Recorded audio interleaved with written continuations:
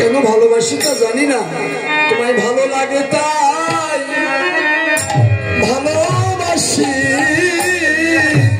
তোমায় ভালো লাগে তাই ভালোবাসি, তোমায় ভালো লাগে তাই ভালোবাসি, তোমায় ভালো লাগে তাই ভালোবাসি, তোমায় ভালো লাগে তাই ভালোবাসি। আরে তাই আমরা ছুটাই আসি, তোমায় ভালো লাগে তাই ভালোবাসি, ওরে তাই তো আমরা ছুটে আসি, তোমায় ভালো লাগে তাই ভালোবাসি, তুমি ডাকলেও আসি না ডাকলেও আসি, তুমি ডাকলেও আসি না ডাকলেও আসি, ডাকলে আসি না ডাকলেও আসি, বলি এতই তোমায় ভালোবাসি, তুমি ডাকলেও আসি না ডাকলেও আসি, এতই তোমায় ভালোবাসি, তোমার চরণ ছেড়ে আমরা কোথায়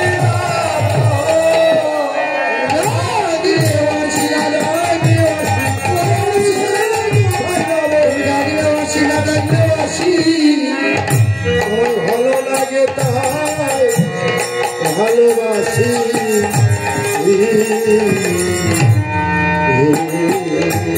হে প্রেমময়, তোমায় ভালো লাগে তাই আমরা ভালোবাসি,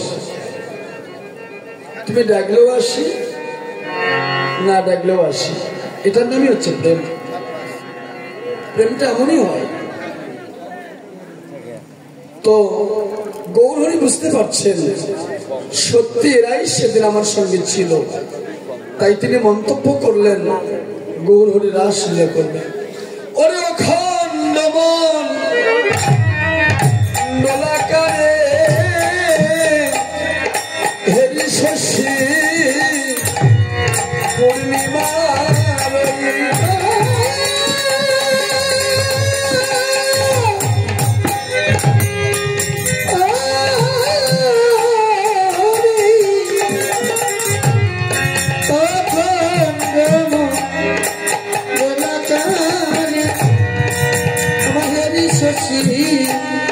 পূর্ণিমারে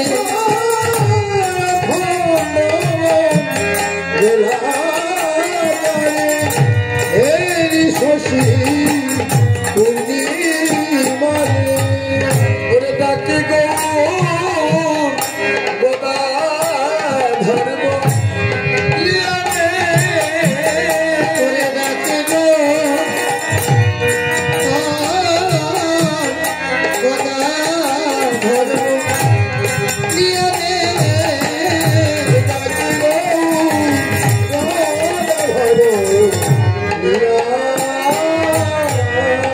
বলে আইরে আমার সেই প্রাণের কথা, আইরে আমার প্রাণের কথা,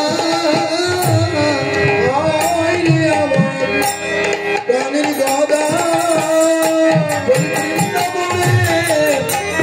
স্বরূপ রাধা, বলে আইরে আমার প্রাণের কথা,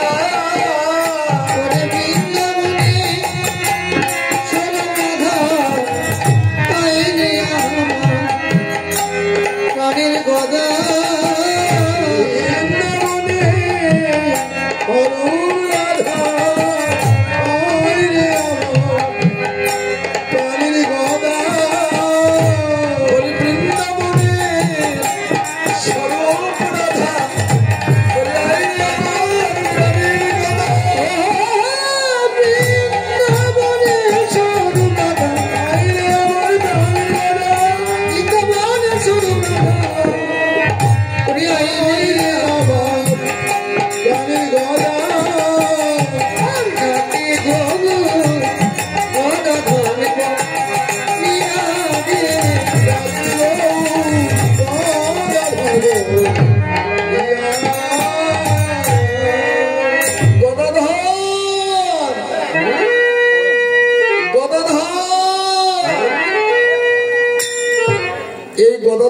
রাধার স্বরূপ। বৃন্দাবনে দাপরের শেষে যখন রাধাকৃষ্ণ মিলিত হচ্ছিলেন, দুই অঙ্গ একত্রিত হতে চলছেন, ললিতা বিশাখা অদূর থেকে দর্শন করলেন। ওই তো রাধারানী কৃষ্ণ অঙ্গে লীন হয়ে যাচ্ছে, দুই অঙ্গ একাকার হয়ে যাচ্ছে। ললিতা বিশাখা দৌড়ে এসে ললিতা রাধার এক হস্ত ধরেছে, বিশাখা রাধার এক হস্ত ধরেছে। রাধে, তুই কি করছিস? তুই যে কৃষ্ণ অঙ্গে লীন হয়ে যাচ্ছিস, তুই যদি গোবিন্দের অঙ্গে মিশে যাস তাহলে গোবিন্দের সেবা কে করবে? রাধারানী চিন্তা করলো, কথা তো সত্য, আমি যদি আমার গোবিন্দের অঙ্গে মিশে যাই তাহলে আমার বধূর সেবা কে করবে? তখন রাধার স্বরূপ থেকে গদাধরের জন্ম হলো। যেদিন আমি থাকবো না, আমি তো কৃষ্ণ অঙ্গে মিশেই যাব, দুই অঙ্গ এক হব। শ্রীধাম নবদ্বীপে রাধা কৃষ্ণ মিলিত তনু দুই দেহ এক হয়ে অবতীর্ণ হব। সেদিন আমার গোবিন্দের সেবা কে করবে? সেদিন আমার বল্লভীর সেবা কে করবে? তাই রাধার স্বরূপ থেকে গদাধরের জন্ম হলো। গদাধর কেঁদে কেঁদে বলছে, রাধে, তুমি আমাকে কেন সৃজন করলে? রাধারানী বলছে, গদাধর, যেদিন আমি থাকবো না, শ্রীধাম নবদ্বীপে যেদিন আমার বধূ গৌরাঙ্গ হবে, সেই দিন তুই গদাধর হয়ে আমার বধূর সেবা করিস।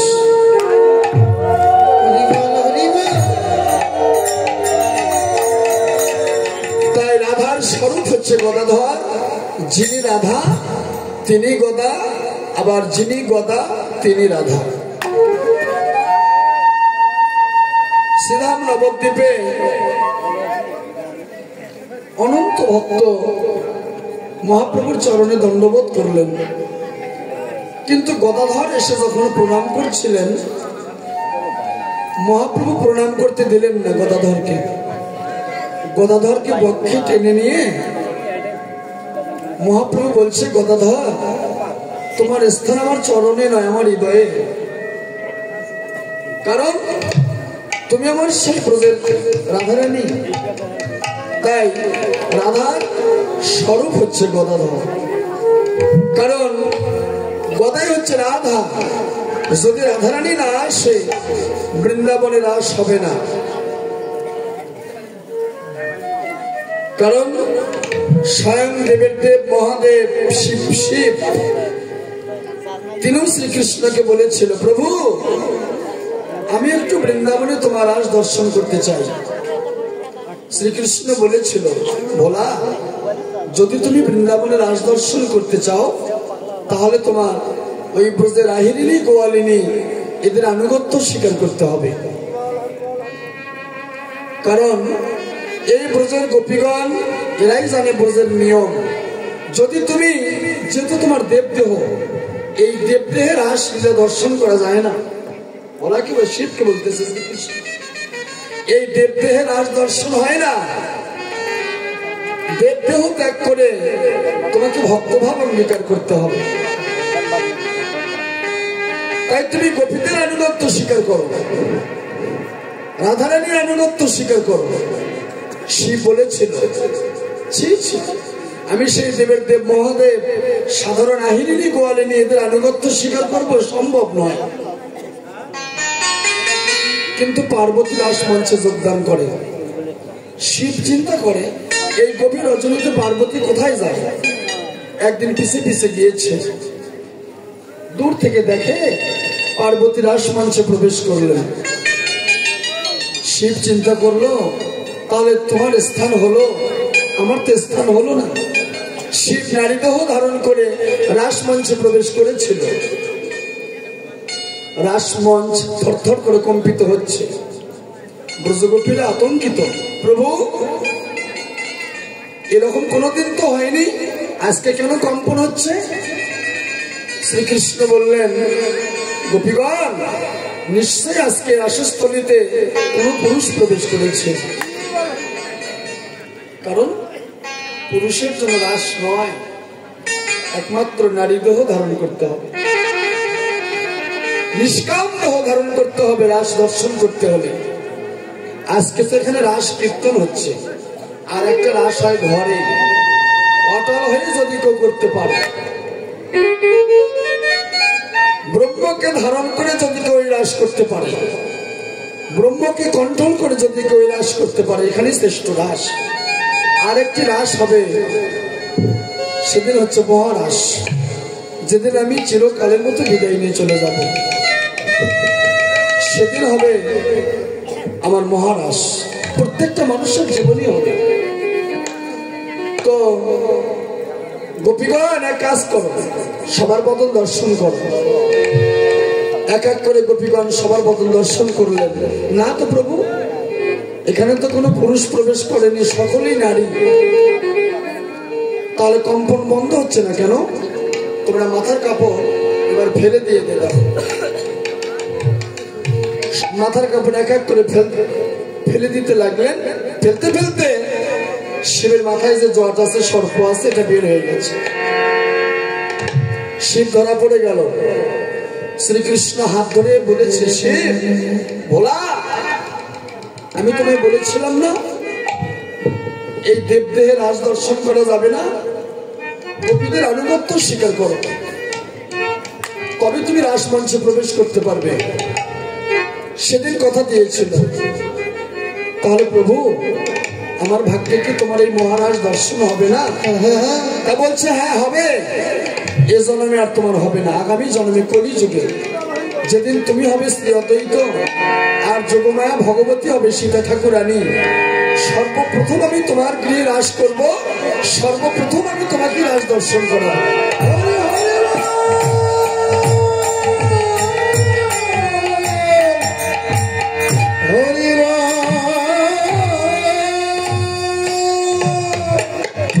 সেই রাসস্থলীতে লক্ষ্মী, যে লক্ষ্মীর আমরা পূজা করি, এই লক্ষ্মী দেবীও ভদ্র মহিলা সে রাসমঞ্চে প্রবেশ করেছিল। শ্রীকৃষ্ণ লক্ষ্মীর হাত ধরে বের করে দিয়েছে, কারণ এখানে ঐশ্বর্যের কোন স্থান নাই। কেন? লক্ষ্মী জিজ্ঞেস করলো, কেন প্রভু? যে রাসস্থলীতে তাদেরই স্থান, যারা কাঙ্গাল, যারা ভিখারি, যারা দরিদ্র, যার কিছু নাই, যারা দিনহীন, যারা সদা সর্বক্ষণ হয় কৃষ্ণ বলে কাটতে পারে, তাদের স্থান একমাত্র বুঝে।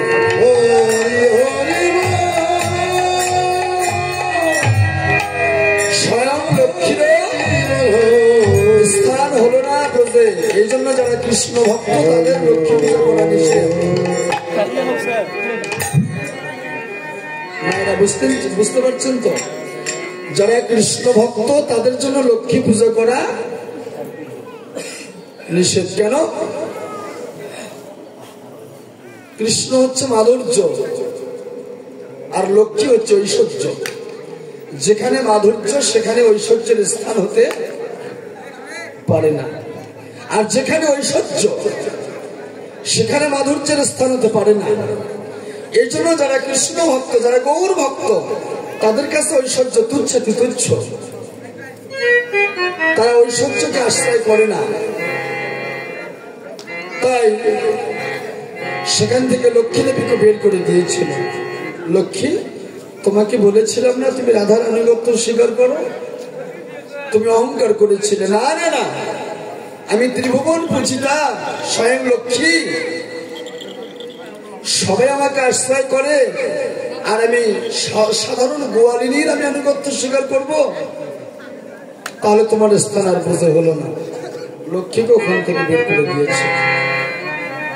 এই জন্য রাস সবার জন্য নয়। যার মধ্যে কামের বিকার আছে, রাস তাদের জন্য নয় বাবা। যাদের নিষ্কাম দেহ, বিকার শূন্য দেহ, যারা ভক্তিমতী মানুষ, যারা বিশুদ্ধ অন্তর যাদের, বিশুদ্ধ প্রেম যাদের, একমাত্র তাদের স্থান হচ্ছে রাসে। হরি হরি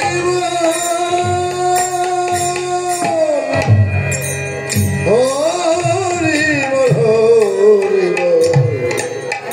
হরি অখণ্ড মণ্ডলাকারে হেরি শশী পূর্ণিমার ডাকে গৌর গদাধর বলিয়া। তার গদাধরটা কে বাবা? এই গদাধরটা হচ্ছে লাদিনী শক্তি। কারণ যেটা রাধা তত্ত্ব, এই রাধা তত্ত্বটা হচ্ছে লাদিনী শক্তি, শ্রীকৃষ্ণের আনন্দদায়িকা শক্তি, প্রেমিকা শক্তি, শ্রীকৃষ্ণের প্রণয় শক্তি। তাহলে এটা হচ্ছে লাদিনী শক্তি। আর একটা আছে কুলকুণ্ডলিনী শক্তি, আর একটা আছে জীবতত্ত্ব। অনেকে মনে করে থাকে, কথাটা ভালো করে বুঝবেন যারা সাধক, অনেকেই মনে করে থাকে যে কুলকুণ্ডলিনী শক্তি হচ্ছে এই হলাদিনী শক্তি। না, কুলকুণ্ডলিনী শক্তিটা হচ্ছে যোগমায়া ভগবতী শক্তি, আর লাদিনী শক্তি এটা হচ্ছে রাধা তত্ত্ব। তাই রাধা তত্ত্ব ভিন্ন আর কুলকুণ্ডলিনী শক্তি ভিন্ন, এই দুই শক্তি এক নয়। আর জীবাত্মা কখনো রাধা নয়, রাধার অংশ। জীবাত্মা কখনো রাধা নয়, রাধার অংশ হচ্ছে জীবাত্মা। এই জন্য জীবাত্মাকে রাধা মনে করা যাবে না, কারণ রাধার বদন অদর্শনে এক মুহূর্ত কৃষ্ণের প্রাণ বাঁচে না। কতটা প্রেম তাহলে, কতটা ভালোবাসা এখানে।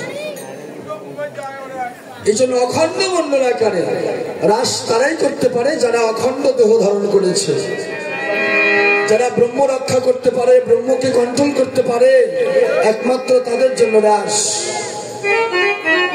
যারা ব্রহ্ম কন্ট্রোল করতে পারে না তাদের জন্য রাস নয়।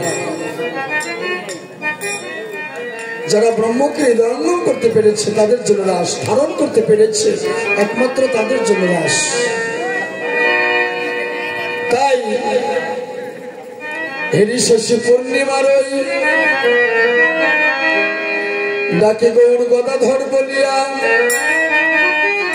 তাহলে পূর্ণিমা এখানে শোনেন, 12 মাসে কয়টি পূর্ণিমা হয়? 13টা। কারণ এক মাসে হয় 2টা, বড় মাস এটা নেই 13টা। এই তো অমাবস্যা কয়টি হয়?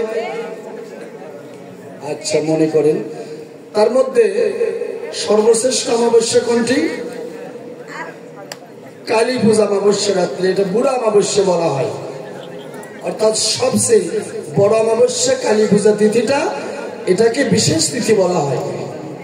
তো এটা হচ্ছে এই অমাবস্যার দিনে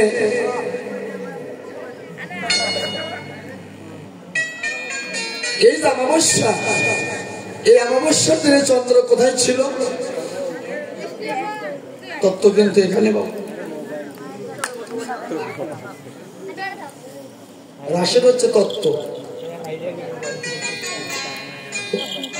কারণ ভক্ত অনেক হয়, কেউ আসে গান শোনার জন্য, ঠিক কিনা? কেউ আসে পদ শোনার জন্য, কেউ আসে তত্ত্ব কথা শোনার জন্য, কেউ আসে সুর শোনার জন্য, কেউ আসে দেখার জন্য, ঠিক কিনা? অনেক ভক্তের অনেক মত, তো সবার মত তো যখন যাবে না। কি দাদু? অমাবস্যার দিনে চন্দ্র থাকে শিবের কপালে, এটা বড় অমাবস্যার দিনে। এই কালী পূজা রাত্রিতে যে অমাবস্যা হয়, এই অমাবস্যার দিনে চন্দ্র থাকে শিবের কপালে। প্রতিপদে কি চাঁদ দেখা যায়? সেদিন থাকে কোথায়? চরণের নিচে, পায়ের তালুতে। যখন প্রতিপদ শেষ হয়ে আসতেছে, ওখান থেকে চন্দ্র আসে পায়ের গুরুপে, গুরুপে মানে গোড়া। এইভাবে 15 দিন শুক্লপক্ষ আর 15 দিন কৃষ্ণপক্ষ। শুক্লপক্ষে পুরুষ দেহে এই চন্দ্র দক্ষিণ অঙ্গ দিয়ে উপরে ওঠে, আর কৃষ্ণপক্ষে বাম অঙ্গ দিয়ে নিচে নেমে যায়। আর নারী দেহে বাম অঙ্গ দিয়ে উপরে ওঠে, দক্ষিণ অঙ্গ দিয়ে নিচে নেমে যায়। এই চন্দ্র যে তিথিতে মানব দেহের যে স্থানে থাকে, যেনারা শিক্ষা মন্ত্র গ্রহণ করেছেন তারা যদি এই চন্দ্রকে নির্ণয় করে, চন্দ্রের ঠিকানা জেনে এখানে যদি কর্ম করতে পারেন, তাহলে আপনার কামড়ি শীতল হবে।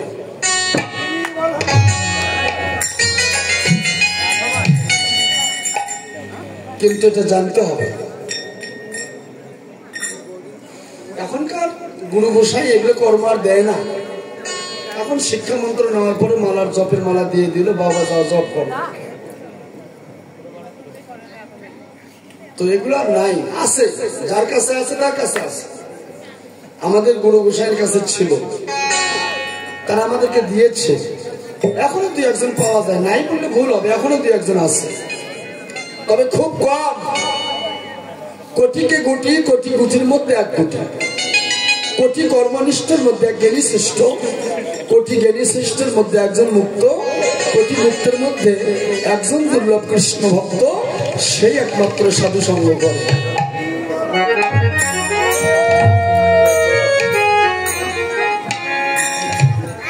তাহলে কি পূর্ণিমার চাঁদ, আজকে যেদিন বৃন্দাবনে রাস হয়েছিল, 12 মাসের 12টি চাঁদ একত্রিত হয়েছিল। এই জন্য ওই রাত্রিটাকে শারদীয় পূর্ণিমা রজনী বলা হয়। ওই তিথিটা বিশেষ তিথি, শারদীয় পূর্ণিমা রজনী। বৃন্দাবনে রাস হয়েছিল, তাহলে বর্তমানে শারদীয় পূর্ণিমা হয় না? এটা তো বাহ্যিক, মানব দেহের মধ্যেও শারদীয় পূর্ণিমা হয়, যদি কেউ এই মহাযজ্ঞটা চিনতে পারে।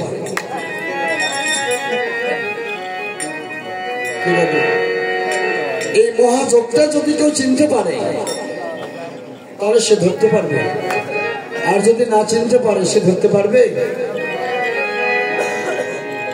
এটা ধরেছে নরোত্তম ঠাকুর, তাই তিনি নারী শাস্ত্রে সক্ষম। এটা হয়েছে বাবা লোকনাথ, তাই তিনি নারী শাস্ত্রে সক্ষম। সবাই পারবে না, সাধনার উচ্চ শিখরের কথা। অখণ্ড মন্ডলাকারে হেরি শশী পূর্ণিমার ডাকে গৌর গদাধর বলিয়া, ওরে গৌরাঙ্গের কণ্ঠধ্বনি সকল কত শুনি।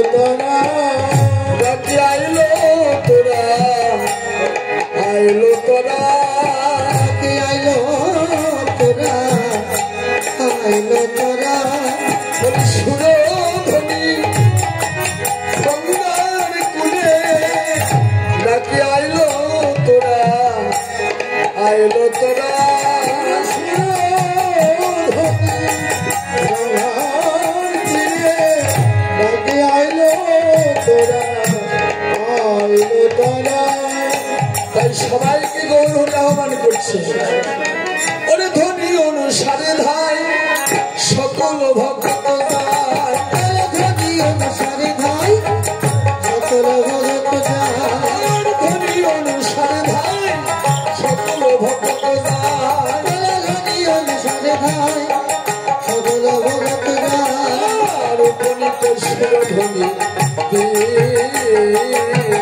উপনীত সুরধ্বনি, উপনীত সুরধ্বনি গৌরাঙ্গ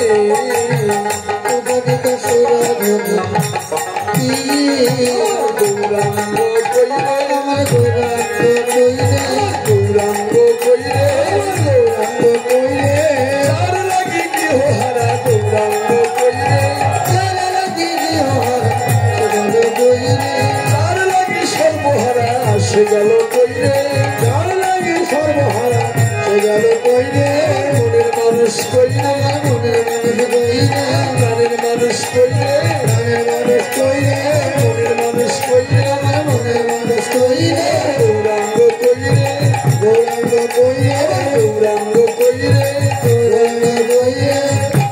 তাই গৌরহরি অদূর থেকে ভক্তদের বদন দর্শন করছেন, তাই নিজেকে একটু আড়াল করলেন, দেখি ওরা আমাকে কেমন ভালোবাসে। নিজেকে আড়াল করে দাঁড়িয়ে আছে।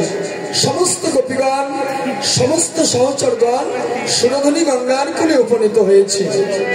যার জন্য সুরধনী গঙ্গার কুলে উপনীত হলেন, গিয়ে দেখে গৌরহরি আর নেই। সমস্ত ভক্তগণ ধুলার মাঝে পড়ে গড়াগড়ি করছে, প্রাণ গোবিন্দ আমার। হে ভক্তবৎসল গৌরহরি, তুমি আর আমাদের পরীক্ষা নিও না। বললো সত্যি তোমাকে জগতে যারা যারা আশ্রয় করে, যারা যারা তোমাকে ভালোবাসে, তাদেরকে তুমি এমন করে কাঁদাও কেন? কাঁদানোই কি তোমার স্বভাব? ভক্তকে কাঁদানোই কি তোমার ধর্ম? প্রেমময়, তুমি আর এমন করে কাঁদাইও না। বললো এই গভীর রজনীতে তোমার চরণ ছেড়ে আর আমরা কোথায় যাব বলো? সমস্ত ভক্তগণ ধুলায় পড়ে গড়াগড়ি করছে। গৌরহরি ভক্তবৎসল, তাই তিনি ভক্তদের প্রতি সদয় হলেন, আর দূরে থাকতে পারলেন না।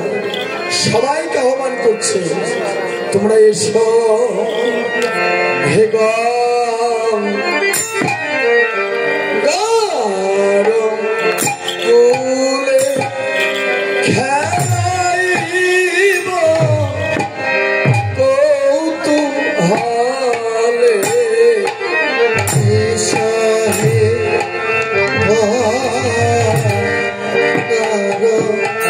কুলে খেলাইব কৌতূহলে ঈশাহে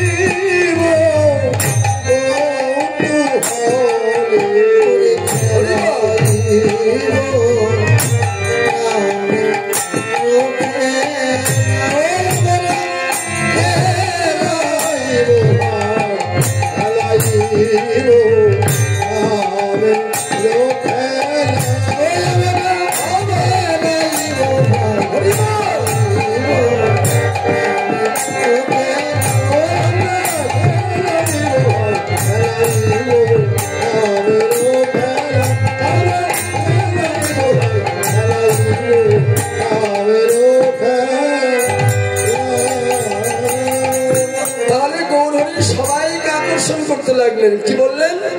আজকে তোমরা এসো, তোমাদেরকে নিয়ে আজকে হরি নামের খেলা খেলবো। হরে কৃষ্ণ হরে কৃষ্ণ কৃষ্ণ কৃষ্ণ হরে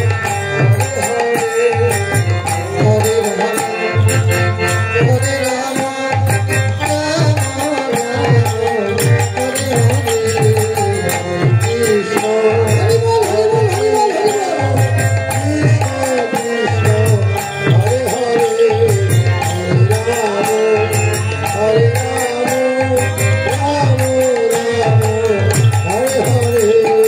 Hare Krishna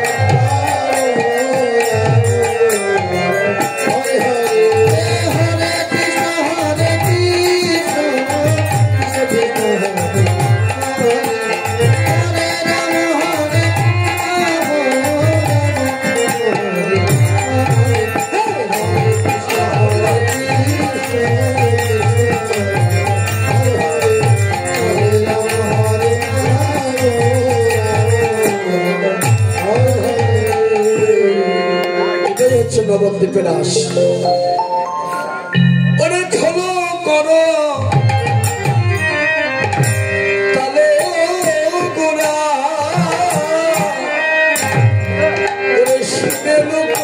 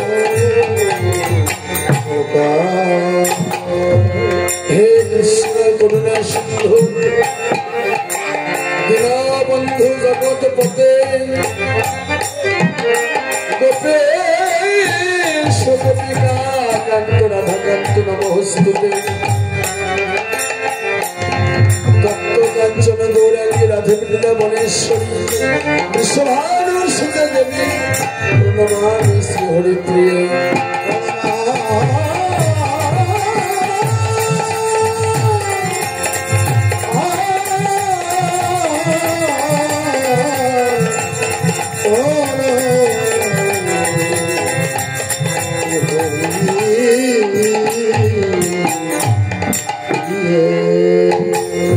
এতক্ষণ আলোচ্য বিষয় ছিল নবদ্বীপে গৌর লীলা। গৌর লীলাকে হৃদয়ে ধারণ করে এখন আমরা অনুসরণ করবো শ্রীধাম বৃন্দাবন লীলা। বৃন্দাবন বিলাসিনী শ্রীমতী রাধা রানী কি, বৃন্দাবন বিলাসিনী শ্রীমতী রাধা রানী কি, ভক্তবৃন্দ কি, তুলসী দেবী কি, গীতা ভাগবত কি, সাধুগুরু বৈষ্ণব কি, পঞ্চতত্ত্ব কি, রাধা গোবিন্দ কি, সরগোস্বামী কি, অষ্টকবিরাজ কি, দ্বাদশ গোপাল কি, 64 মহন্ত কি, মহামহা বৈষ্ণব কি, শ্রী গুরু রাধা গোবিন্দ প্রতি প্রমানন্দে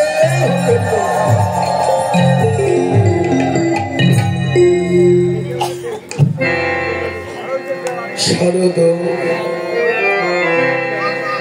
ভগবান পিতরাত্রে শারদাত ফুল্ল মল্লিকা বিক্ষোভন্ত মনশ্চক্রে যোগমায়ামুপস্থিতা শারদ চান্দ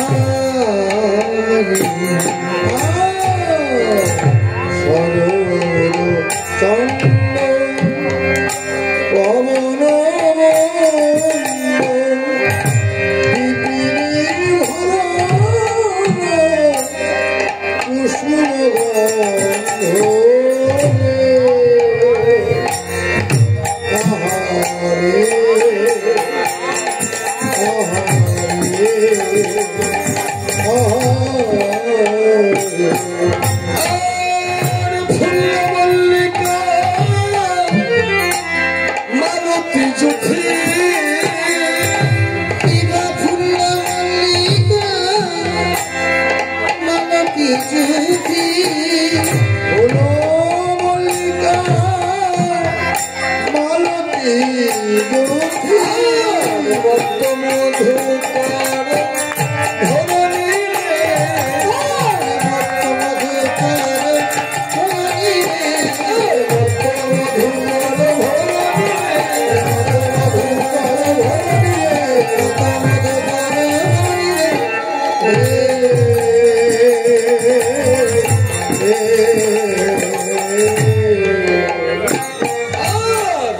শরদের চাঁদ যেন উদয় হলো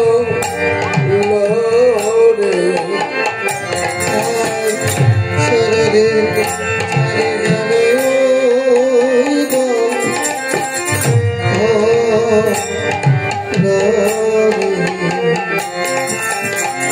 শরদের চাঁদ যেন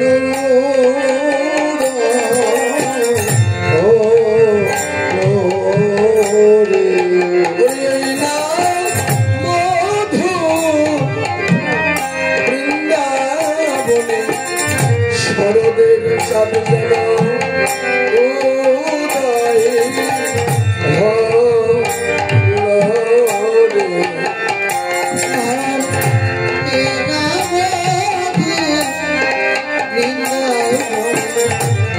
শরদের চাঁদ যেন উদয় এই নাম শরদের চাঁদ যেন উদয় হলো রে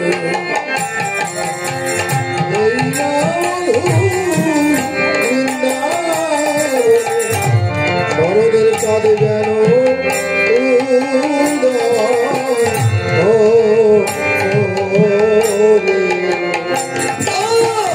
জলের পদ্ম যেন স্থলে ফুটেছে জলের পদ্ম যেন স্থলে ফুটেছে জলের পদ্ম যেন স্থলে ফুটেছে জলের পদ্ম যেন স্থলে ফুটেছে বলি পদ্ম হইবে জলের পদ্ম যেন স্থলে ফুটেছে পদ্ম হইতে জলের পদ্ম যেন স্থলে ফুটেছে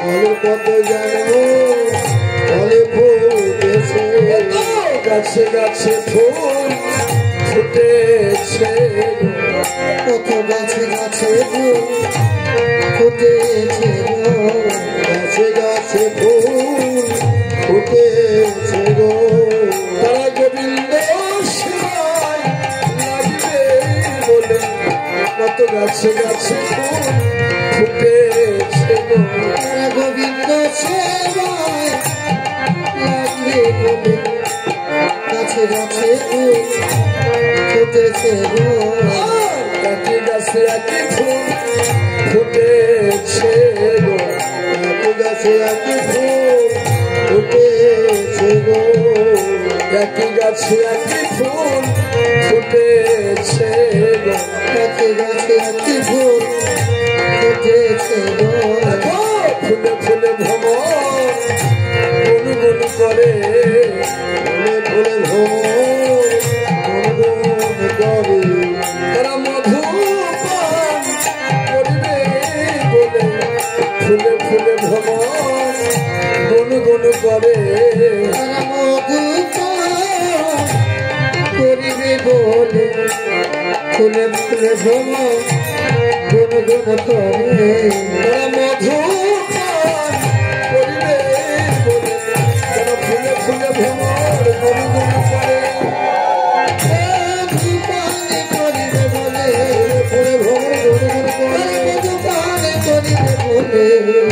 ফুলে ফুলে ভ্রমণ গুনগুন করে কত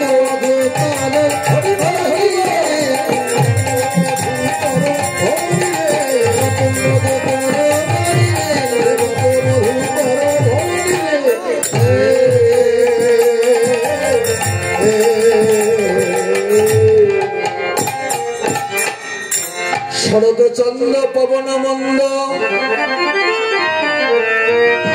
বিপিনে ভরল কুসুম গন্ধ ফুল্ল মল্লিকা মালুকে জ্যোতি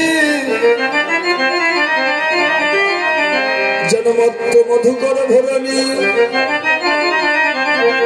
শরৎ চন্দ্র শরদ সতে শক্তি রতে রতি গতে দহন শক্তি রতি আর হচ্ছে দহন শরৎ চন্দ্র চন্দ্র মানে চাঁদ পবন মন্দ পবন মানে বাতাস আজকে বৃন্দাবনে মন্দ মন্দ বাতাস প্রবাহিত হচ্ছে তাই বিপিনে ভরল কুসুম গন্ধ বিপিন মানে বন ভরল মানে ভরে গেল কুসুম মানে ফুল ফুলের গন্ধে আজকে বৃন্দাবন ভরে গেছে তো যারা রসিক যারা সুজন যারা প্রেমিক যারা ওই ফুলকে চয়ন করতে পারে একমাত্র তারাই ওই ফুলের গন্ধ আস্বাদন করতে পারে তো বাগানে অনেক ফুল ফুটেছে আজকে একটা গোবরে পোকা করছে কি গোবরে পোকা শরীর আপনাদের দেশে আছে আছে না তো গোবরে পোকার আহার কি কি খায় গোবর বেশ আর ভ্রমর কি খায় মধু খায় তো প্রতিদিন ফুলের বাগানে ওই ভ্রমর মধু পান করার জন্য যায় এবং আসে আর ওই গোবরে পোকা ওই রাস্তার ধারে বসে বসে গোবর আহার করে তো একদিন ওর দৃষ্টির মধ্যে পড়ে গেছে ওই ভ্রমরের তো ওই গোবরের পালার সামনে দাঁড়িয়ে বলছে ভাই তুমি কে তা বলছে ভাই আমি সেই গোবরে পোকা তুমি কি করো যে আমি এখানে গোবর সেবা করতেছি তুমি গোবর সেবা করো আর আমি প্রতিদিন ফুলের মধু পান করি তাহলে এক কাজ করো তুমি আমার সঙ্গে চলো যদি আমার সঙ্গে তুমি যাও তাহলে তুমি আমার মতো মধু পান করতে পারবে তা বলছে ভাই আমার তো ডানা নাই আমি কি করে যাব তোর ভ্রমর বলছে এক কাজ করো তুমি আমার পিঠে চড়ো আমার কাঁধে চড়ো আমি তোমাকে আজকে পিঠে করে নিয়ে যাব তো ওই গোবরে পোকা ভ্রমরের পিঠে চড়েছে পিঠে করে নিয়ে যাচ্ছে যাবার পরে বৃন্দাবনে প্রবেশ করেছে ফুল বাগানে গোবরে পোকা তো কোনোদিন ফুল বাগিচা দর্শন করেনি গো কত রং বিরঙের ফুল প্রস্ফুটিত সেখানে হয়েছে তো ভ্রমর বলছে এক কাজ করো তুমি যেহেতু উঠতে পারো না এই ফুলের উপর বসে বসে সারাদিন ফুলের মধু পান করো যখন সূর্য অস্তমিত হবে গোধূলি লগ্নের একটু আগে এসে আমি তোমাকে আবার নিয়ে যাবো ঠিক আছে ভাই তো ভ্রমর চলে গেল আর ওই গোবরে পোকাকে ওই ফুলের উপর রেখে গেল সারাদিন ওই ভ্রমর ফুলের মধু পান করেছে করতে করতে সূর্য অস্তমিত হওয়ার আগে মানে গোধূলি লগ্নের আগে ভ্রমর চলে যাচ্ছে গিয়ে দেখে মানে গোবরে পোকাকে যেখানে রেখে এসেছিল সেখানে গিয়েছে গিয়ে দেখে ওই ফুলটাও নাই গোবরে পোকাটাও আর নাই ভালো করে খুঁজছে অনুসন্ধান করতেছে ভেরিফিকেশন ফুলটা কই গেল ভ্রমরটা ওই গোবরে পোকাটা কই গেল না নাই তো ভালো করে খুঁজে দেখে আজকে বৃন্দাবনে একজন কৃষ্ণ ভক্ত এসেছিল ফুল চয়ন করার জন্য ওই কৃষ্ণ ভক্ত এসে সমস্ত ফুলগুলো চয়ন করে নিয়ে চলে গেছে বাড়িতে যাবার পরে করছে কি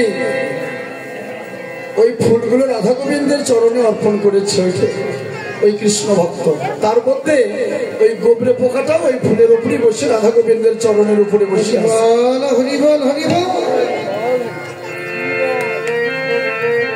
তো ভ্রমর চিন্তা করলো সারা জীবন ফুলের মধু পান করলাম আমি তো কৃষ্ণ সেবায় রাখতে পারলাম না সারা জীবন ফুলের মধু পান করলাম আমি তো গোবিন্দ সেবায় রাখতে পারলাম না তাই ভ্রমর কাঁদছে গোবিন্দের চরণ ধরে হে গোবিন্দ আমার সারা জীবন ফুলের মধু পান করলাম না, কিন্তু আমি কোনোদিন গোবিন্দ সবাই লাগতে পারলাম না। হে গোবিন্দ, মনে হয় আমি কত জন্মে অপরাধী, মনে হয় কত জন্মে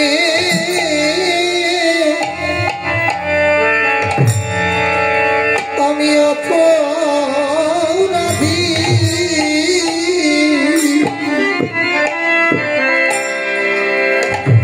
মনে হয় কত জন্মে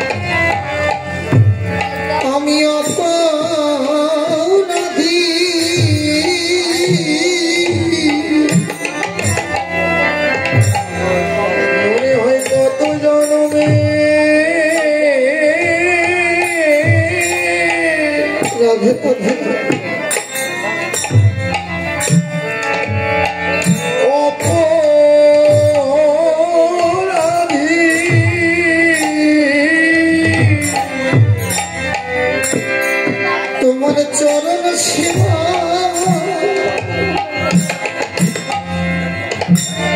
তোমার চরণ সেবাই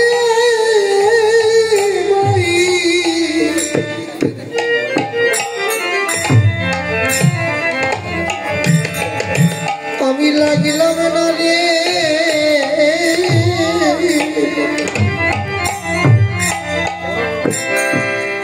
মনে হয় কত জন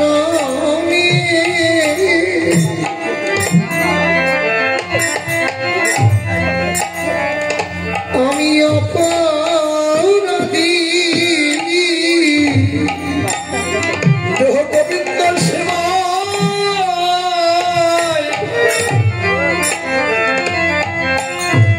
সেবাই লাগলো না রে।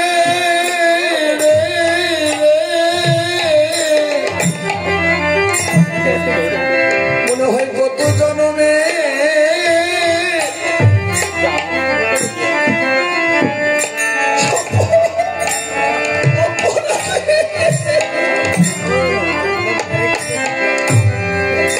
গোবিন্দ সেবা,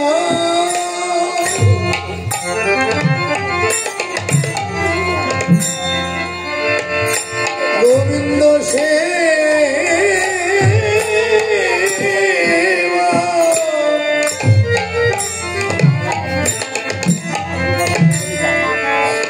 সেবাই লাগিল না রে।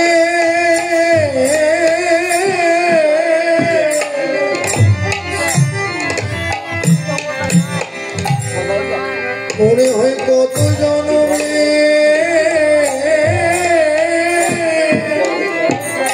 রাধে রাধে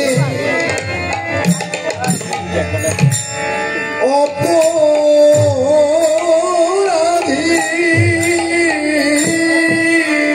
আমার দিনে দিনে দিন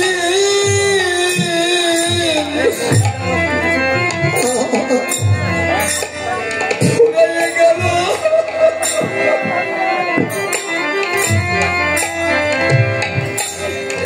গোবিন্দ সেবা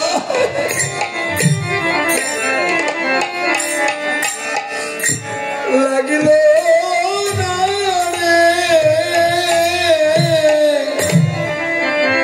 আমার দিনে দিনে দিন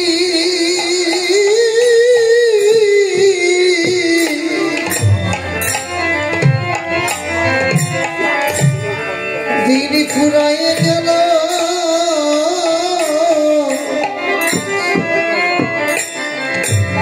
এ দেহ গোবিন্দ সেবা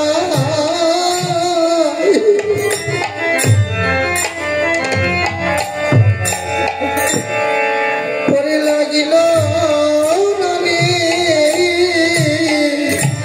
আমার আর হবে না সাধে, সাধের মানব জনম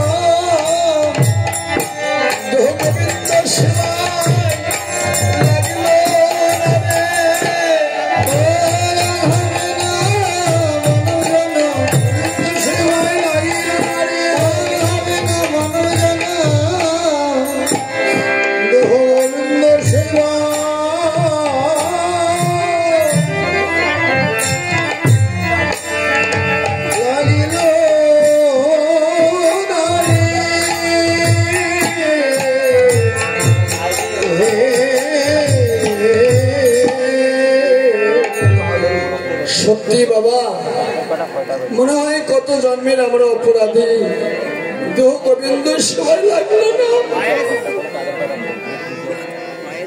তাই শরদ চন্দ্র পবন মন্দ, বিপিনে ভরল কুসুম গন্ধ।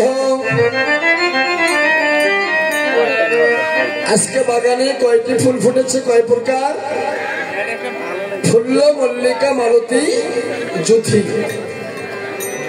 4 প্রকার না? তবে ফুল্ল মানে ফোটা, প্রস্ফুটিত হওয়া। মল্লিকা, মালতী, জ্যোতি 3 প্রকার ফুল ফুটেছে। এই 3 প্রকার ফুল, লাল, নীল আর সাদা। একটা লাল পদ্ম, একটা নীল পদ্ম, আর একটা হচ্ছে শ্বেত পদ্ম। এই 3 প্রকার ফুল ফুটেছে। তো করছে কি, একটা হাড়ির মধ্যে মধু ভরিয়ে রেখেছে। তো এই মধু পান করার জন্য কতগুলো পিপিলিকা, লক্ষ লক্ষ পিপিলিকা দলে দলে চলছে। তো এই পিঁপড়াগুলো, কতগুলো পিঁপড়া করছে কি, হাড়ির মধ্যে প্রবেশ করেছে মধু পান করার জন্য। আর কতগুলো পিপিলিকা এরা এখনো ওখানে যেতে পারেনি। তো যে পিঁপড়াগুলো মধু পান করার জন্য হাড়ির মধ্যে প্রবেশ করেছে, এরা ইচ্ছা মতো মধু পান করেছে, মনের ইচ্ছা মতো পেট ভরে মধু পান করেছে। মধু পান করতে করতে চিন্তা করছে, আরেকটু খাই, আরেকটু খাই। খাইতে খাইতে গলা পর্যন্ত ভরে গেছে, দেহটা ভারী হয়ে গেছে। বাবা বসো, বসো, বসো, বসো, বাবা বসো, সোনা বসো। হরে কৃষ্ণ, বাবা বসো, সোনা বসো, বসো, বসে থাকো বাবা। ভক্তের চরণ ধুলে নাও বাবা।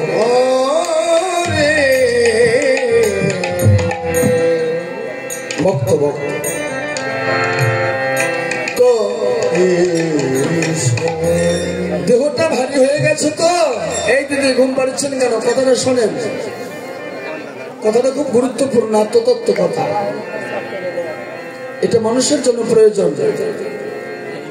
তো দেহটা ভারী হয়ে গেছে, ওই মধুর মধ্যে পিঁপড়াগুলো, সমস্ত পিঁপড়াগুলো ডুবিয়ে গেছে। ডোবার পরে সমস্ত পিঁপড়াগুলো প্রাণ হারিয়ে ফেলছে। তো সমস্ত পিঁপড়াগুলো মরে গেছে। আবার কিছুক্ষণ পর করছে কি, একদল পাখালা পিঁপড়ে আসতেছে। পাখালা পিঁপড়ে চেনেন? রংপুর আছে নাকি? তাই না? আছে না? পাখালা পিঁপড়ে দেশেও আছে। তাহলে তো এই পাখালা পিঁপড়ে আসতেছে মধু পান করার জন্য। তো ছোট ছোট পিঁপড়ে গুলো যারা হাড়ির চারপাশ দিয়ে ঘুরতেছে, এরা জিজ্ঞেস করতেছে, বাবাজি কই যান? তো ওই পাখালা পিঁপড়া বলতেছে, যাই একটু মধু পান করে আসি। তো ওই ছোট ছোট পিঁপড়া গুলো বলতেছে, বাবা এখানে যেই আসতেছে সেই মারা যাচ্ছে, এখানে যেই মধু পান করতে আসতেছে সেই মারা যাচ্ছে। তো পাখালে পিঁপড়ে বলতেছে, ওরা তো মরবেই, কারণ ওরা তো মধু খাওয়ার নিয়ম জানে না।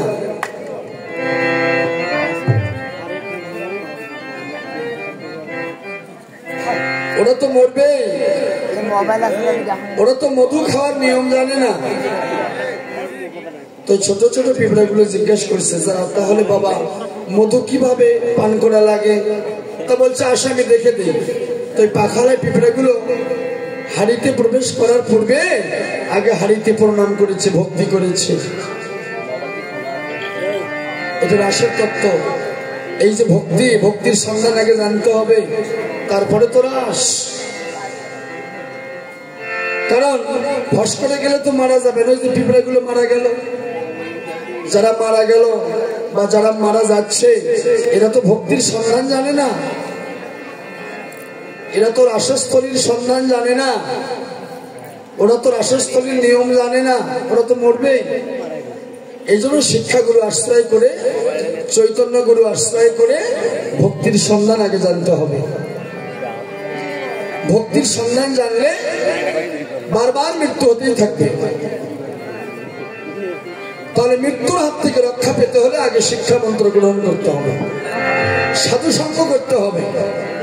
সাধু সঙ্গ করতে করতে যখন নব অনুরাগের উদ্দীপন হবে, অনুরাগের উদয় হবে, তারপর হবে কৃষ্ণ ভক্তি। যখন কৃষ্ণ ভক্তি আসবে তখন ধীরে ধীরে বৈষ্ণবের কৃপায় আপনি বাঁচা মরার সন্ধান পাবেন। কারণ এই বাঁচা মরার সন্ধান আছে গুরুর কাছে। গুরু ছাড়া বাঁচা মরার সন্ধান কেউ দিতে পারবে না। কিন্তু গুরুর কাছ থেকে নিয়েছেন কি বাবা? নিয়েছেন না?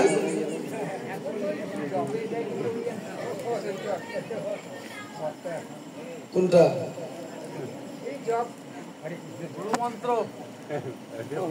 গুরু মন্ত্র আলাদা, হরে কৃষ্ণ নাম এটা আলাদা, আর কামবিজ কাম গায়ত্রী এটা আলাদা। এখানে কামবিজ কাম গায়ত্রী আছে, আবার 16 নাম 32 অক্ষর আছে, আবার 4 অক্ষরে অজপা নাম জীবে জানে না, সাধুই জানে। এই 4 অক্ষরে অজপা নাম 21,600 বার আপনার নাসিকার 2 রন্ধ্র দিয়ে এই যে 21,600 বার বায়ু আসা যাওয়া করতেছে, এখানে হচ্ছে 4 অক্ষরে অজপা নাম। এই অজপা নামের সন্ধান যতক্ষণ না করতে পেরেছেন ততক্ষণ জীবের মৃত্যু হতেই থাকবে। এই জন্য কামবিজ আর কাম গায়ত্রীর সন্ধান জানতে হবে। এই জন্য তো রাস কীর্তন শুনতে হলে মানে সেই ভক্তদেরকে সাধক দেশের হতে হবে। রাসটা এত গভীর, আর ইয়ং ছেলে পেলের জন্য এই জন্য মহিলা কীর্তনীকে রাস দেওয়া লাগে। একটু নেচে টেচে চলে যাবে, বেশ সবাই একটু হাততালি জোয়ার ধ্বনি দেবে, আনন্দ উল্লাসে সময় 4 ঘন্টা কেটে যাবে, বাস খুব আনন্দ হবে।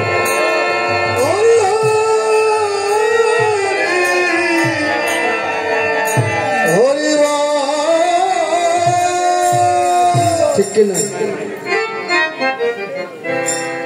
এই জন্য মহিলা কীর্তন দেওয়া লাগে।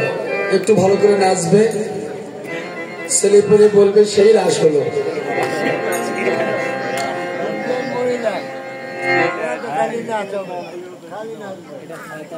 আসলে রাস কোনো গান নয়, রাস হচ্ছে তত্ত্ব। রাস হচ্ছে তত্ত্ব। তত্ত্ব জেনে মত্ত হতে হবে। কি বাবা? তাহলে দেখেন প্রত্যেকটা নর এবং নারী দাম্পত্য জীবন গ্রহণ করে। এই দাম্পত্য জীবনে সুখ আর দুঃখ এটা আসে কিভাবে, এই বিষয়টা বুঝতে হবে।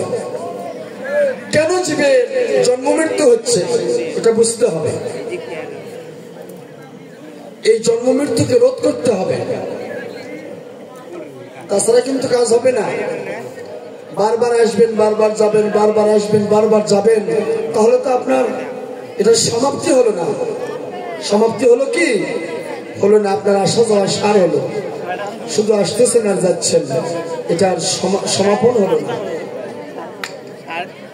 এই জন্য সাধু সঙ্গ করে, গুরু সঙ্গ করে এটার বারণ করতে হবে। তো এই পাখারে পিঁপড়া করছে কি, ধীরে ধীরে যায় ওই মধুর হাড়িতে প্রণাম করেছে। কারণ দাদার তো বোঝার কথা, আমার এই ব্যাখ্যা আপনারা একবার শুনছেন। ইনি কিন্তু অনেক জায়গায় যায় কীর্তন শোনার জন্য, বহু জায়গায় যায় বাংলাদেশে, রংপুরের ভক্ত। তো করছে কি, হাড়িতে প্রণাম করে তত্ত্বটা কিন্তু বুঝতে হবে। আর বোঝার জন্য আমি এটা বলতেছি, এই তত্ত্ব না বুঝলে কিন্তু আত্মার উদ্ধার হবে না। গান শুনে আত্মার উদ্ধার হবে না। কারণ যেদিন আপনার মৃত্যু হবে, এত লক্ষ লক্ষ গান, কোটি কোটি গান, কোন গান সেদিন সাথে যায়? কোন গান সাথে যায়? একমাত্র হরি নাম। তো সেই হরির তত্ত্বটা তো আগে জানা লাগবে। তাই হরিকে হরি না জানিয়া তুমি লাখো জানো যদি, সে জানা কেবলই ছাই।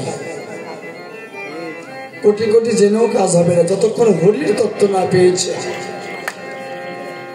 তাই লক্ষ কোটি গান, সেদিন একটা গানও আপনার সাথে যাবে না, একমাত্র যাবে হরি নাম। তাই হরির তত্ত্বকে সংগ্রহ করেন। নাম নামী অভিতপ্তারম, যে নাম সেই কৃষ্ণ, ভজন ইষ্টা করি নামের সহিত আছেন আপনি শ্রী হরি। একবার কৃষ্ণ নামে যত পাপ হবে, জীবের কি সাধ্য আছে তত পাপ করে একবার। এই নাম করার মতো যদি কেউ করতে পারে, এই নাম ভজ, এই নাম লহ, এই নাম জপ। তাহলে লহ, লহ মানে গ্রহণ করা, এই নাম ভজ ভজন করা, এই নাম জপ আবার জপ করা। শুধু জপ করলে হবে না, জপ তো থাকবে। কারণ গীতায় বলেছে যজ্ঞের মধ্যে জপ যজ্ঞ সর্বশ্রেষ্ঠ। তাহলে জপ করতে হবে, জপ করার আইন আছে। আর একটা আছে ভজ, ভজন করা, আর একটা লহ, সেটা ধারণ করা। যখন ধারণ করবেন তখন আপনি সনাতন হয়ে গেলেন, সত্য হয়ে গেলেন, ভক্ত ভগবানের মিলন হয়ে গেল, জীব পরমের মিলন হয়ে গেল। তখন ওই পাখারে পিঁপড়ে গুলো করছে কি, হাড়িতে মধুর হাড়িতে প্রণাম করে ধীরে ধীরে হাড়ির ভিতরে প্রবেশ করে তারা জিহ্বা দিয়ে রস আস্বাদন করে। তারা জিহ্বা দিয়ে রস আস্বাদন করে, তারা জিহ্বা দিয়ে রস আস্বাদন করে। বলি ওই তো কৃষ্ণ ভজনের নিয়ম, তারা জিহ্বা দিয়ে রস আস্বাদন করে। এই তো কৃষ্ণ ভজনের নিয়ম,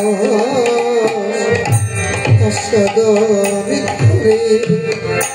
বলি এই তো কৃষ্ণ ভজনের নিয়ম, তারা জিহ্বা দিয়ে রস আস্বাদন করে। এই তো কৃষ্ণ ভজনের নিয়ম, জিহ্বা দিয়ে রস আস্বাদন করে। এই তো কৃষ্ণ ভজনের নিয়ম, তারা জিহ্বা দিয়ে রস আস্বাদন করে।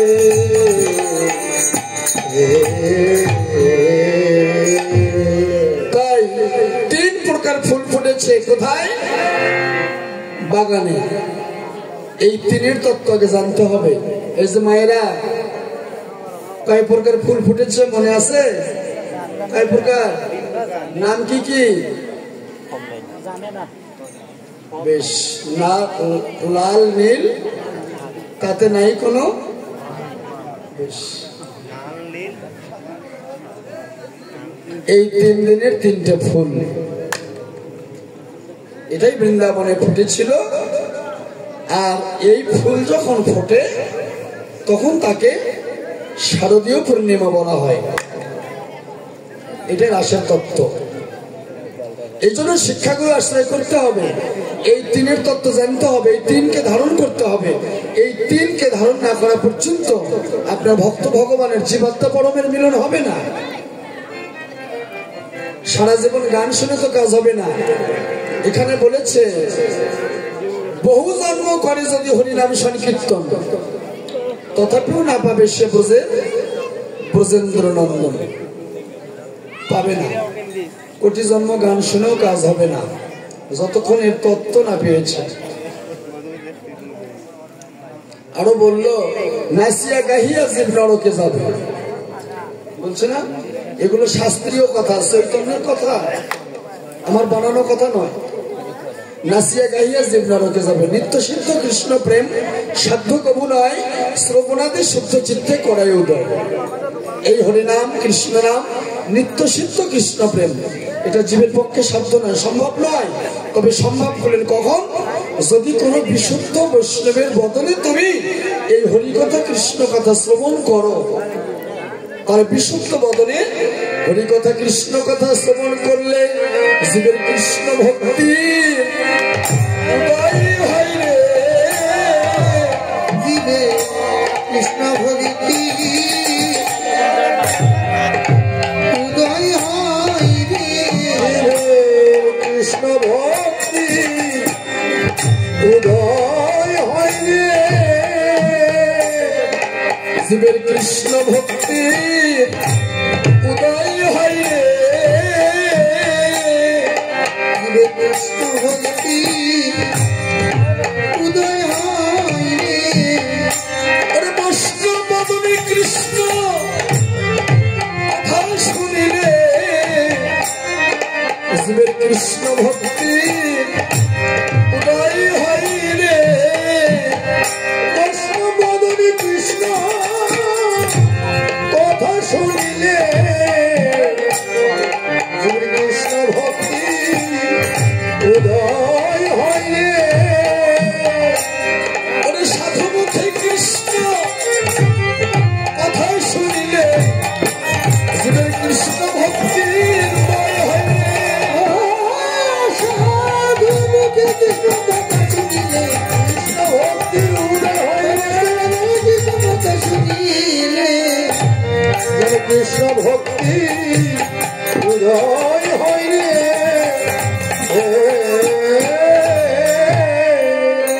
তাহলে ভাগবতে কি বললেন? সাধু মুখে কৃষ্ণ কথা শ্রবণ করো।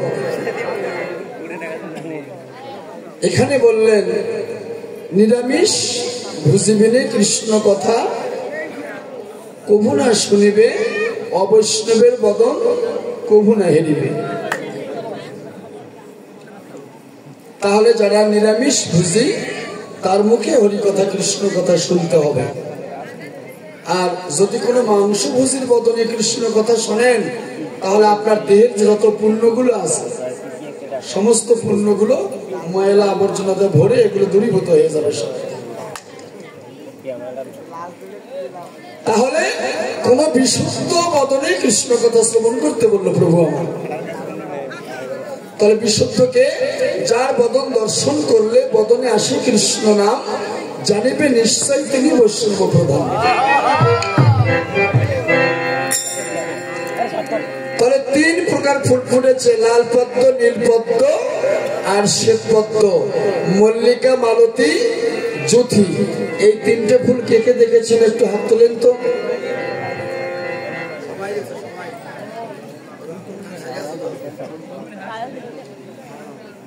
কারণ আপনারা রাস অনেক শুনেছেন, শোনেননি? বহু শুনেছেন, কিন্তু এই তিনটে তত্ত্ব একটু বলেন আমি শুনি। এই তিনটে ফুল কে কে চেনেন?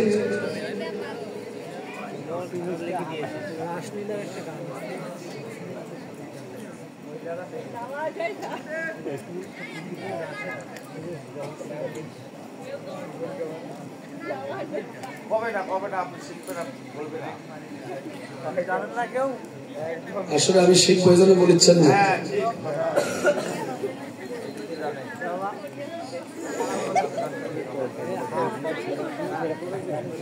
লাল, নীল, সাদা, বুঝে নেন। সব কথা কি আর বলা যায়?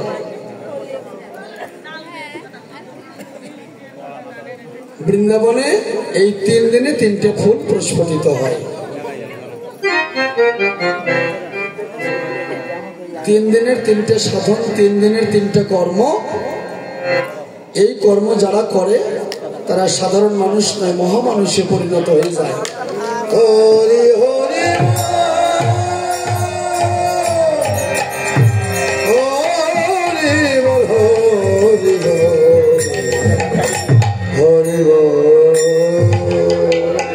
রসের কর্ম করেন তো? রসের কর্ম করেন না? করেন? রসের কর্ম বুঝেন না এখনো?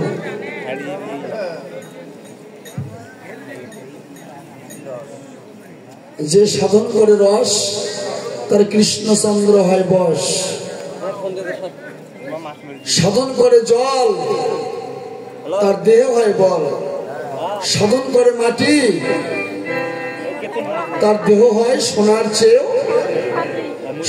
চেয়েও খাঁটি রে ভাই, সোনার চেয়েও খাঁটি আমার এই বাংলাদেশের মাটি।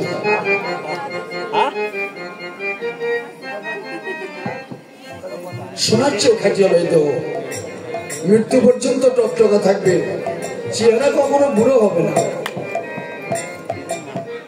কিন্তু সাবধান, চৈতন্য উল্লেখ করেছে যারা কৃষ্ণ মন্ত্রে দীক্ষিত বা শিক্ষা আশ্রয় করেছে তারা কোনোদিন মাংস আহার করবেন না।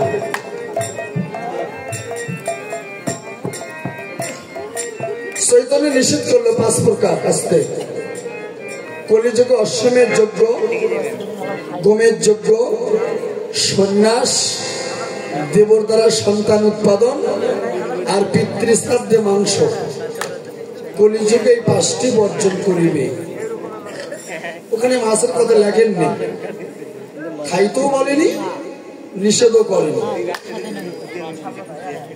এখন আপনি কি করবেন করেন। মাছের কথাটা ওখানে উল্লেখ করেছে, 5টা উল্লেখ করেছে, বলছে কলিযুগে এই 5টি বর্জন করিবে।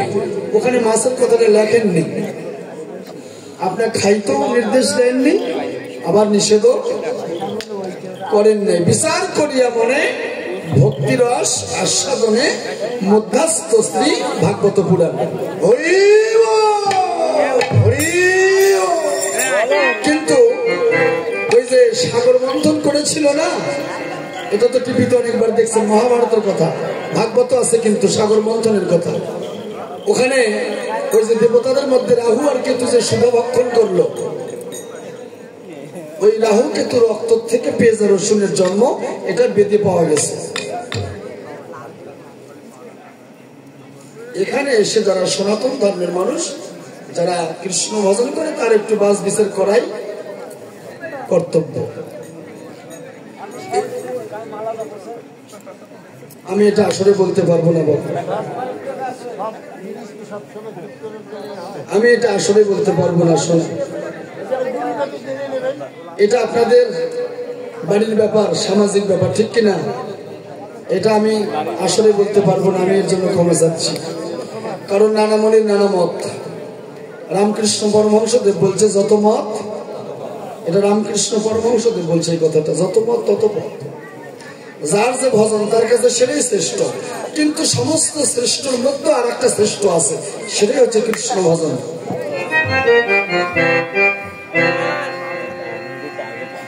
কারণ আপনার সামাজিক ভাবে অনেক আইন থাকতে পারে, যেমন নীলফামারীতে ওইদিকে আমাদের অনেক শিষ্যকুল আছে।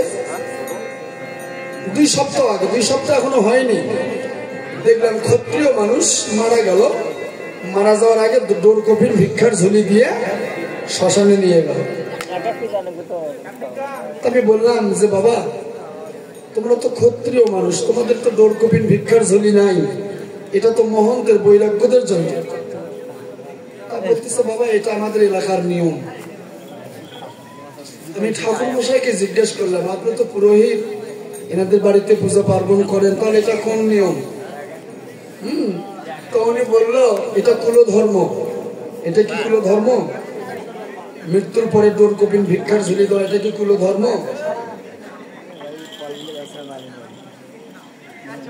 আসলে কতগুলো এলাকা ভিত্তিক আছে, এখানে আমি আপনাদের এই কথাগুলো আমি উত্তর দিতে পারবো না, এটা আপনাদের বিষয়। তাহলে 3 তত্ত্ব আগে জানতে হবে, তারপরে তো আপনার ভজন, তার আগে হবে না। তাই কি করলেন?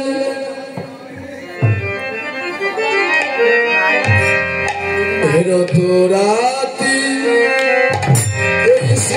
ভাতি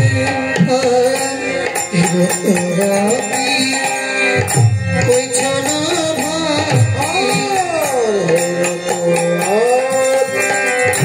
ওই জনভাতি ওরে শ্যামমোহন মদনে মাতি রে,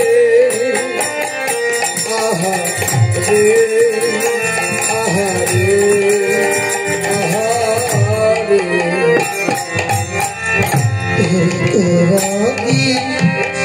ওই ছানা ভাতি শ্যামমোহন মদনে মাতি রে, আহা রে আহা রে।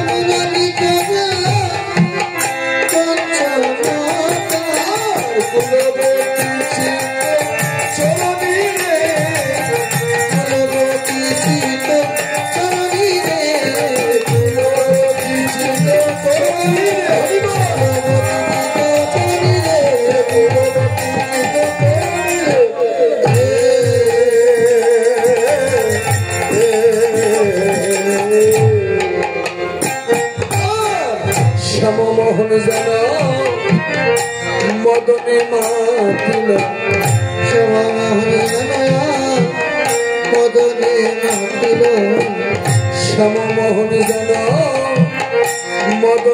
মাতিল শ্যামমোহন যেন মদনে মাতিল গোপী বাঞ্ছা উড়াইতে শ্যামমোহন যেন মদনে মাতিল গোপী বাঞ্ছা উড়াইতে শ্যামমোহন যেন মদনে মাতিল গোপী বাঞ্ছা উড়াইতে বলে শ্যামমোহন যেন মদনে মাতিল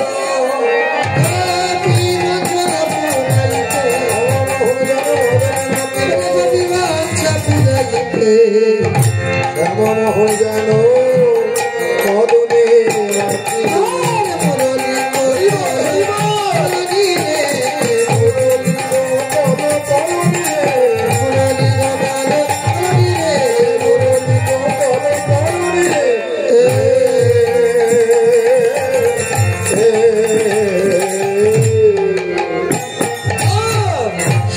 তো গোপী প্রেম হিরপি গোপী প্রেম হিরপি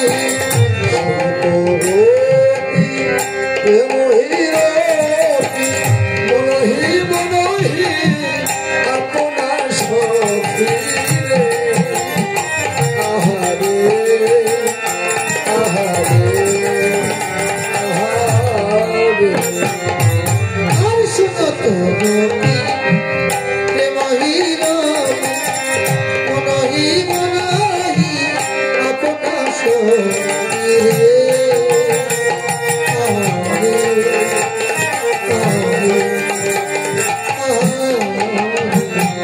আর তাই চলত চাহি বলত আহি চলত চাহি বলত আহি চলত চাহি বলত তাহি চলত যাই বলত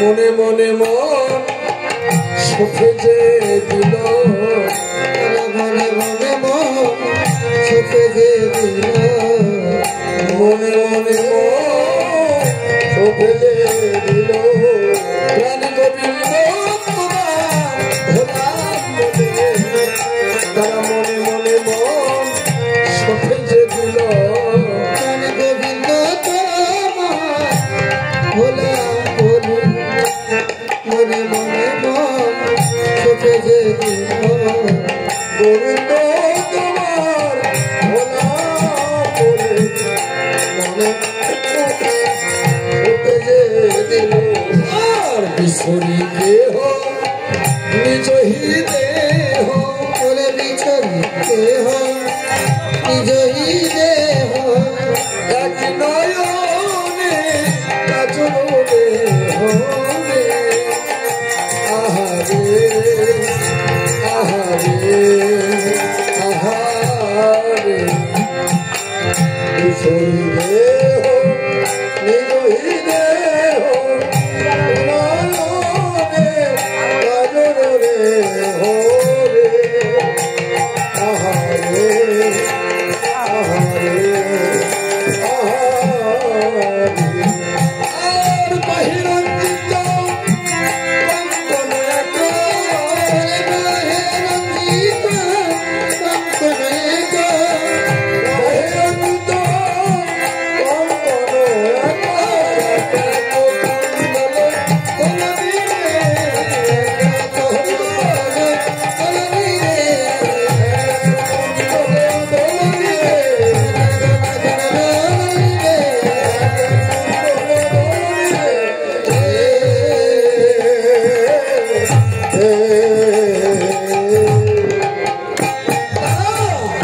এক নয়নে যেন কাজল করেছে এক নয়নে যেন কাজল করেছে এক নয়নে যেন কাজল পড়েছে এক নয়নে যেন কাজল পড়েছে সাজার সময় হয়নি তাদের।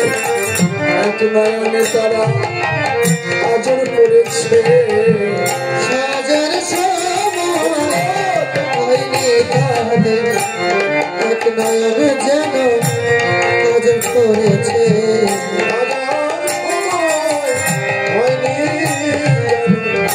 এক নয়নে যেন কাজল করেছে আর শিখিল ছন্দ বিবিধ বন্ধ শিখিল ছন্দ বিবিধ বন্ধ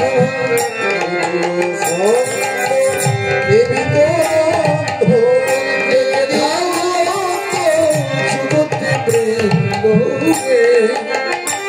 আহারে আহারে আহারে শিখিল ছন্দ বিবিধ বন্ধ বেগে ধাবত যুবতী বৃন্দরে আহারে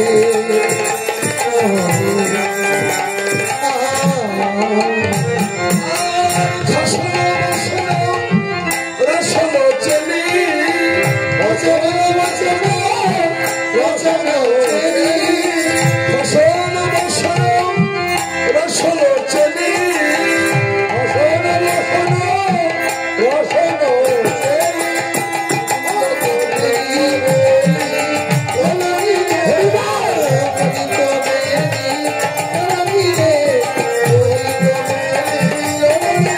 বসন রসল চলি গলিত বেলি ললি কতহি বেলি সখিনী বেলি কহ কহ পতন হেলি আরে ওই সনি মিলিল ককুল চন্দ ওই জন মিলিল ককুল চন্দ ওই জন মিলিল ককুল চন্দ গোবিন্দ দাস বলনি গোবিন্দ দাস বলনি রে